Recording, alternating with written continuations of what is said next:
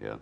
Dan kembali saya bikin sedikit kontras dengan paslon yang lain yang mengutamakan maju, kuat. Ya.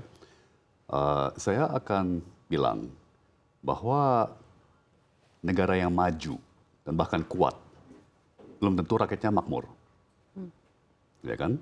Saya kasih contoh, bahkan Amerika dan Tiongkok, ekonomi nomor satu, nomor dua di dunia, ya itu masih banyak mengalami kemiskinan, ya bahkan di kedua-duanya mengalami ketimpangan, ya kan?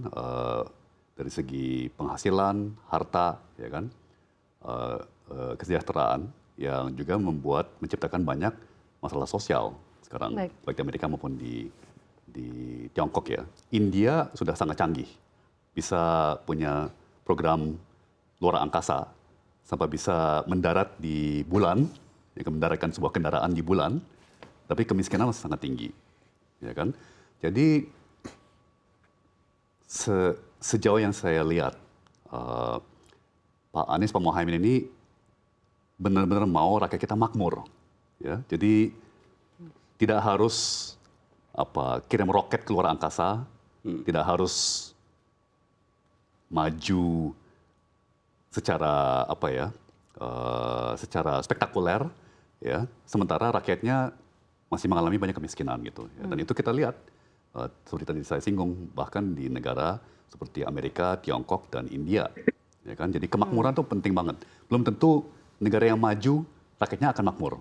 Ya, itu sangat tergantung kepada pendistribusian, pada struktur daripada kesejahteraan tersebut, ya kan. Nah, terkait yang tadi Mbak Syafrina tanyakan mengenai kualitas demokrasi, ya, mungkin saya sorot satu saja, terus terang keterbukaan informasi, ya, data, kemudian akses pada data, ya kan, kualitas daripada data itu kelihatannya kurang sekali, ya. Kenapa? Karena menurut saya perdebatan publik, ya kan, diskusi publik itu menurun sekali dalam beberapa tahun terakhir ini. Ya, saya ingat dulu bahkan di program TV seperti ini itu banyak sekali keluar data-data, termasuk banyak sekali data yang menggambarkan permasalahan, ya kan, yang menggambarkan kegagalan pemerintah, kegagalan swasta, kegagalan ini dan itu. Tapi itu kan awal dari pembenahan, ya kan. Jadi saya lihat belakang ini ada semacam sensitivitas, ya kan. Oh, kalau data-data itu bikin kita kelihatan jelek, nggak boleh dikeluarin, ya kan. Hanya data-data yang kelihatan bagus, ya kan. Padahal kalau kita serius mau membenahi, ya kebetulan almarhum ayah saya itu dokter, ya kan. Gimana kita mau mengobati kalau kita belum bisa mendiagnosa, ya kan, secara akurat atas dasar yang tadi Pak Sugeng bilang, evidence, ya kan.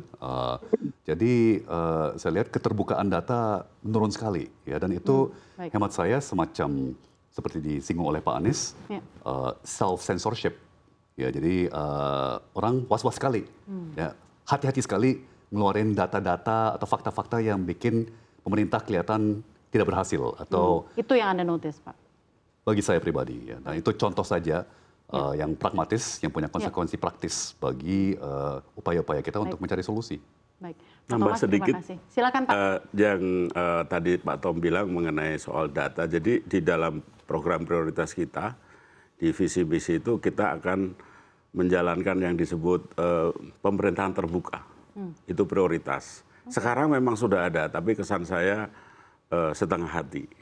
Kemudian yang kedua, kita juga akan mendukung keberlanjutan civil society atau masyarakat sipil. Mas Didik juga berasal dari masyarakat sipil, banyak teman-teman kita di riset-riset di universitas maupun di ormas juga di masyarakat sipil. Itu yang perlu didukung dan dibantu. Sehingga tadi opsi-opsi pilihan kebijakan maupun eviden-eviden dari berbagai sumber itu yang sebetulnya menunjukkan blind spot kita, sebetulnya menunjukkan gap itu cepat diketahui oleh publik dan jadi gimana opsinya. Jangan sampai kita tertutup dari masalah-masalah atau bukti-bukti dari masalah itu. Justru bahaya itu. Itu yang menjadi Pemerintahan program terbuka KD. ya, Pak, Iya, menuju itu Indonesia pemerintahan adil, terbuka, sejahtera. open government. Ya, Iya. open government. Pak Didi, saya minta tanggapan dan juga mungkin kalau ada pertanyaan juga silahkan, Pak. Oke, tadi timnya katanya paling komprehensif dan paling siap memerintah katanya. Itu kata Pak Sugeng, Kata Pak silahkan. Sugeng, ya Pak Sugeng. Ya, harus Mungkin begitu. tidak berlihat kalau kami mengatakan itu. Silakan Mas Didi. Iya. Silakan, Oke. Pak.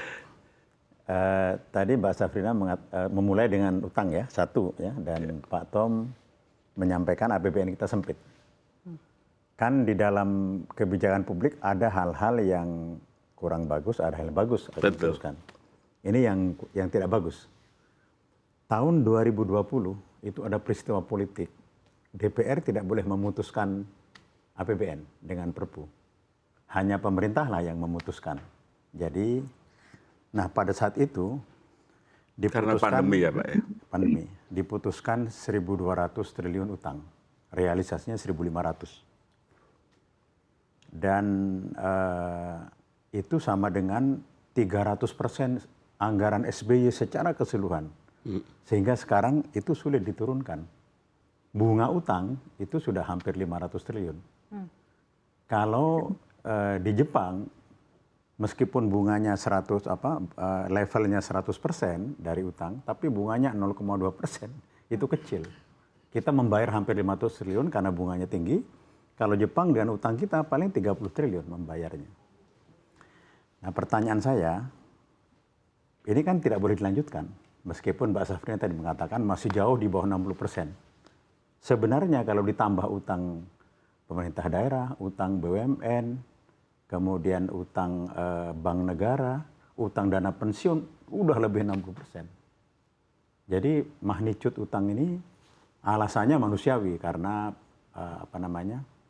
pandemi. Tetapi masa pandemi itu separuh dari pemerintahan tidak bergerak. Mestinya itu dipotong, dipindah ke situ. Tuh. Tapi ini sudah lewat. Ya.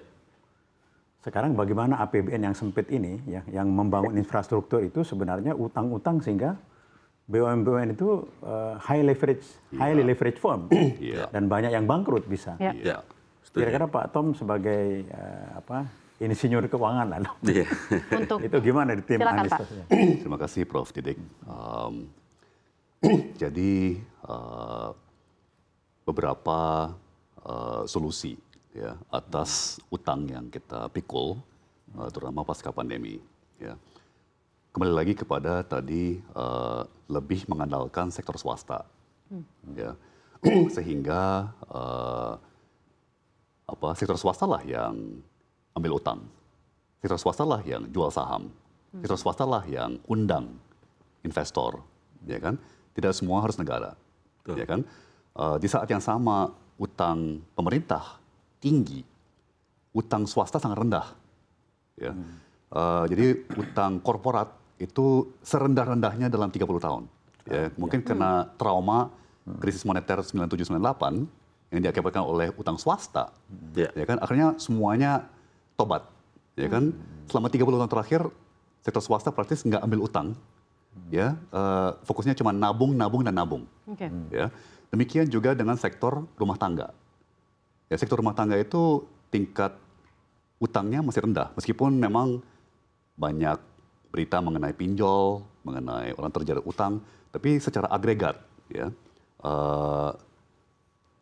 tingkat utang sektor rumah tangga masih sangat rendah, ya kan? Jadi sebenarnya ada ruang. Bahkan bank pun beli obligasi sekarang.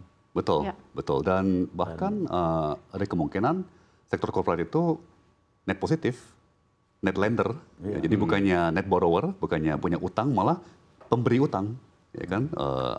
Yang meminjamkan, bukan yang ambil pinjamannya. Jadi, nah, kalau peluang bisnis lebih dibuka lebar, kemudian kita jelas membatasi BUMN, ya kan? Sehingga kita utamakan sektor swasta dan swasta percaya. Ya, dan PD, confident, ya. Ruang untuk mereka ambil pinjaman sebenarnya besar sekali, ya kan? Nah, kan kita harus lihat ekonomi secara agregat, ya. Formula daripada GDP adalah C plus G Investment. plus I plus export minus import. C adalah konsumsi, G adalah government, pemerintah, I adalah investasi, ya kan? Kemudian ada ekspor dan import. Nah, selama ini kita selalu mengandalkan Government spending. government spending, Ya. ya kan, dan ekspor, perdagangan, dan sebagian juga investasi. Ya, misalnya konsumsi inilah swasta. Ya, C dalam formula C plus G plus I plus export minus import ya. Jadi apa? Itu satu. Nah, kedua begini,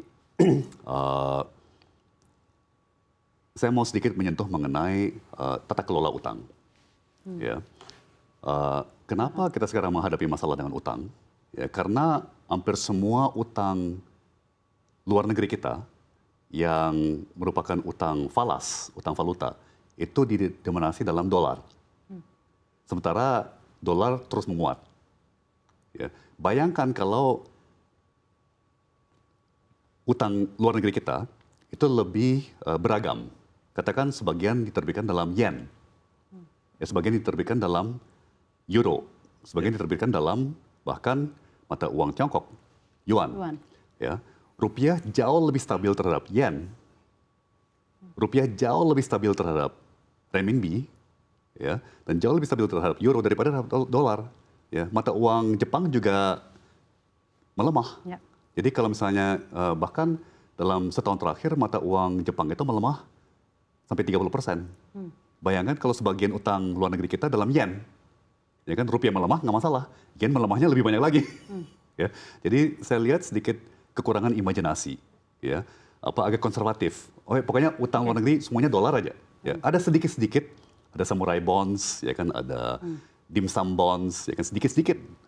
Tidak signifikan. Tidak signifikan, ya. Tapi diversifikasi mata uang dalam tata kelola utang luar negeri, ya, utang valuta itu bisa memberikan dampak yang sangat signifikan.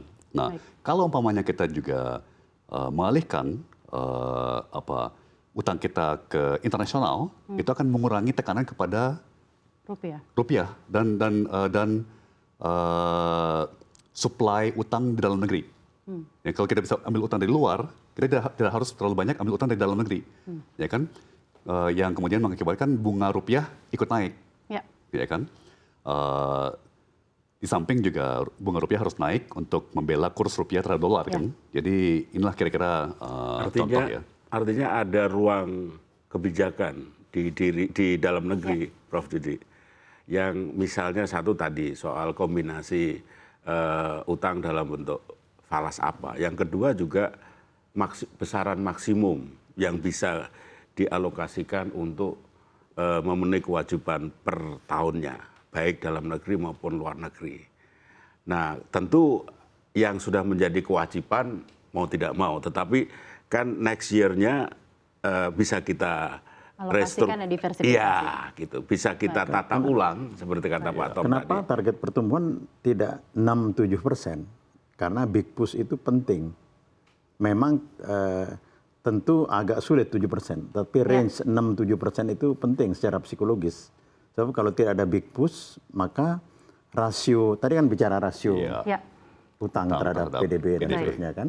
Itu kenapa jadi tidak? menurut Anda 6-7% itu masih cukup baik untuk target? Masih karena pengalaman Pak SBY masih sampai 6,5.